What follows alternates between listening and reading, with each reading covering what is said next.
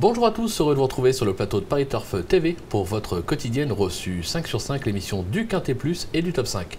Pour m'accompagner aujourd'hui, Eric Brosselin. Bonjour Eric. Salut Philippe, bonjour à tous. Eric, direction Auteuil ce jeudi avec le prix Jean Bart, un handicap bien connu, 5 ans et plus, 3600 mètres haies. Une course intéressante parce qu'on va retrouver au départ des chevaux qui connaissent parfaitement l'hippodrome d'Auteuil et d'autres qui vont plus ou moins le découvrir. Ouais, il y a un peu de tout. C'est peut-être un lot, on va dire, un poil moins relevé que les gros handicaps traditionnels à Auteuil, même si on a certains chevaux qui sont confirmés. Donc après, c'est un petit peu... voilà, c'est selon... C'est un mixte. Ouais, faut... C'est un mixte, mais c'est une course intéressante. Ouais, complètement. Ah oui, tout à fait. Elle va être intéressante pour la suite de la saison. Exactement. Il y aura des repères à prendre par rapport à cette épreuve. Peut-être quelques révélations. Exactement. On va écouter déjà votre sélection, Eric. Allez, on va commencer avec le 12, Chris de Beaumont, devant le 7, Danseur brésilien, le 2, Sierra Nevada, le 15, Valselita, le 4, Silver Axe, le 9, Anemos, l'As Vangel de Cerisy et le 13, Nikos. On va rebondir tout de suite sur votre favori, le numéro 12, Chris de Beaumont. Un cheval qui n'a encore jamais déçu, déjà 3 victoires et 4 accessites en 7 tentatives, c'est plutôt pas mal. Il semble se plaire au Auteuil, 2 accessites, il est surtout très bien engagé au poids, c'est le cheval à battre. Je pense qu'il est, selon moi oui, il est très bien placé. Bon, il n'a pas été revu depuis le mois de juin, ce jour-là il terminait 5e d'un vrai très gros handicap d'Auteuil et il n'était pas loin du tout. C'est un cheval qui est tout neuf parce qu'il a eu une interruption de carrière. Il est revenu à la compétition cette année. Il avait d'ailleurs gagné d'entrée de jeu, donc il court bien sur sa fraîcheur. Là, on ne l'a pas revu depuis le mois de juin. Son entraîneur, M. Cotil, nous a dit qu'il avait très bien travaillé. Il n'y a pas de souci à ce niveau-là. Franchement, il me décevrait en luttant pas pour la victoire. Ça peut être une des révélations, justement. Ah oui, tout à fait. Et puis si c'est pas pour celle-là, ce sera certainement... la prochaine. Ouais. Après... J'ai plus confiance pour celle-là parce que voilà, M. Cotil nous a dit que voilà, les 3600 mètres, c'est vraiment limite. Donc la suite de la saison sera peut-être plus axée sur 3900 mètres au niveau des quintets à Auteuil. Alors là, 3600 mètres, il va falloir envoyer les chevaux, comme on dit. On fonce. Voilà. On lui oppose le numéro 7, Danseur brésilien, un cheval qui reste sur une deuxième place dans la grande course de haies de Clairefontaine. Donc le cheval est en forme.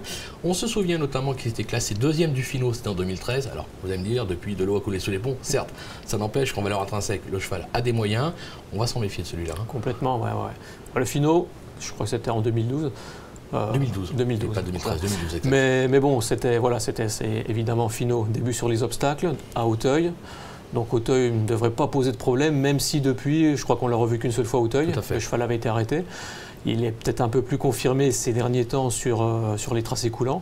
Donc c'est peut-être le seul bémol. Maintenant voilà, il vient de montrer sa forme sur la côte normande.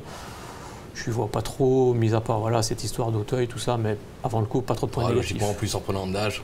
Oui, complètement. Lui poser de problème. Non, on va voir ce qu'en pense Yannick Foin, qui est un peu moins chaud, ce qui est assez logique. Enfin, on connaît surtout Yannick Foin. C'est jamais un garçon qui va vous dire il va gagner. Qu'a rencontré Florent Guy et Emmanuel Rivon, on l'écoute. Le cheval revient un petit peu.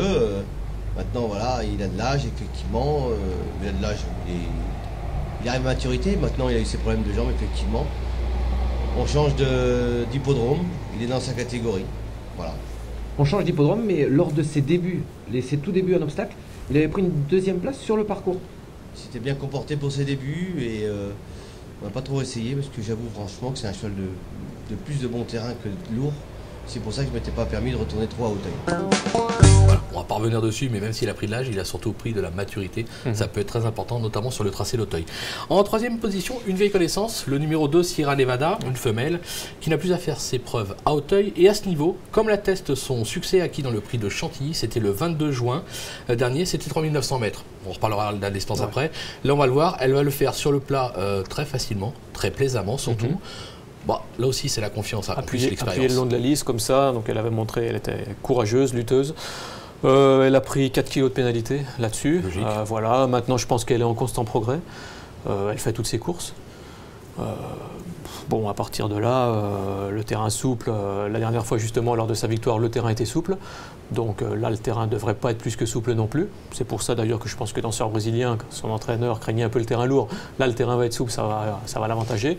Pour en venir à Sierra Nevada, elle méritait vraiment de remporter son quintet. Moi, je la vois confirmée. Jean-Louis Guen nous a dit qu'elle avait bien travaillé au mois d'août. Donc il n'y aura pas de rentrée. Tous les feux sont ouverts. Ouais, complètement. 3009, 3006. Voilà, c'est juste peut-être la distance qui peut l'empêcher de renouer avec le succès. Mais je vous dis, vu le niveau, là c'était un gros handicap qui tenait la route. C'est clair. Vu le niveau du lot cette fois-ci, elle a sa place à l'arrivée. C'est clair. Ouais. En quatrième position, le numéro 15, Valcellita. Elle a été façonnée en province avec une certaine réussite. Elle reste sur 4 succès, steeple et confondu. Alors, elle va découvrir Auteuil. Voilà. Maintenant, c'est une Chaillé-Chaillé. Et quand Arnaud Chaillé-Chaillé se déplace à Auteuil, c'est en général pas pour faire une visite. De la figuration, complètement. Surtout, voilà, c'est comme vous l'avez dit, elle a gagné 4 fois, vraiment très très facilement. Moi, je retiendrai, alors ses 3 derniers succès c'était sur le steeple, mais sa victoire précédente était sur les haies. Et elle devançait un roc du Grand Val, et un roc du Grand Val a déjà fait l'arrivée de Quintet. Donc je pense qu'à ce point-là, elle n'est pas mal placée du tout. Arnaud Chaillé-Chaillé, c'est pareil, on l'a eu au téléphone. Bon, il ne cache pas que s'il court là, c'est vraiment qu'il estime qu'elle est compétitive et qu'elle a sa place dans le Quintet. Ouais. Donc à partir de là, voilà, il y a le fait de débuter à Auteuil qui reste un point d'interrogation. Si elle saute bien, le terrain juste souple devrait l'aider à ce niveau-là. Si elle saute bien, elle devrait être à l'arrivée. Ouais, c'est une bonne base. Ouais, complètement. En cinquième position, le numéro 4, Silverax, un cheval qui a maintes fois brillé à ce niveau la saison passée. Sa rentrée à Clairefontaine est excellente. Une 5e place, c'était dans justement la grande course de haie de Clairefontaine. Ouais. Bon, il a son mot à dire ici. Peut-être pas pour la gagne, mais pour une place. Oui, au moins pour une place. Ouais. 5e, juste derrière Danseur brésilien. Bon, ça situe le niveau du cheval. Hein. Le cheval, il est confirmé à ce niveau-là, il n'y a pas de souci. Plus trop de marge au poids? Non, peut-être pas une grosse marge au poids, c'est pour ça que je l'ai mis qu'en 5e position. Comme vous le dites, plus pour une place que pour la victoire. Maintenant, il suffit qu'il y ait une ou deux défaillances devant, et puis un succès ne serait pas immérité non plus. C'est clair. Avant de se quitter, un petit bonus avec une ITV de Philippe Leblanc, l'entraîneur d'Anemos, qu'Emmanuel Rivon a joué en téléphone. On l'écoute tout de suite. Le cheval est resté très très bien et avec un peu de pluie on serait un peu plus confiant, mais bon, je ne sais pas s'il pleuvra d'ici là. D'accord. Mais bon, il est pas incapable d'accrocher la prochaine place, c'est-à-dire... Oui, voilà, non. J'espère qu'ils seront au moins dans le Quintet. On l'a compris, c'est plus pour une place que pour la gagne. Ouais. D'ailleurs, je précise que vous l'avez placé en 6 dans votre sélection, ce numéro 9, Anemos.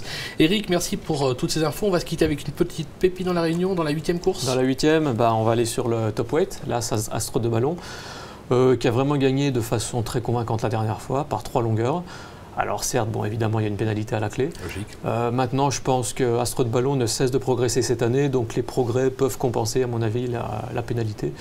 Je pense qu'il devrait peut-être rééditer. Dites-le, il ne sera pas battu. Dites-le, il a gagné. C'est annoncé. Merci Eric pour toutes ces informations. Je vous donne rendez-vous très vite sur le plateau de Paris Turf TV. Demain, ce sera avec Emmanuel Ballot et moi-même pour un Quintet Plus 5-5 à Vincennes en nocturne.